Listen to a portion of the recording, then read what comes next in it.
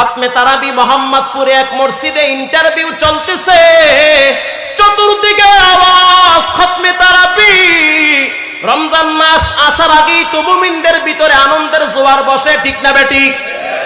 যারা মুমিন তারা মনে করে রোজাটা যদি আল্লাহ আরো 2 মাস বাড়ায় দিত আরো মজা লাগতো, আরো রোজা রাখতাম, দিলের ভিতরে প্রশান্তি পাইতাম। তারাবিতে এক মজা, সেহরি খাইতে আর এক মজা, ইফতারি সামনে নিয়ে লড়াচড়া করে বান্দা এখনো রোজা ভাঙ্গে না, এটার ভিতরে আলাদা মজা আছে না নাই? ও মুসলমান নবীর উম্মত, ধনী গরিব ভেদাভেদ নাই, কে ধনী কে গরিব ভেদাভেদ নাই। একই কাতারে জমিদার, ডাক্তার, ব্যারিস্টার, টিউনো, অফিসার একই কাতারে নামাজে দাঁড়িয়ে যায়, ঠিক না বেঠিক?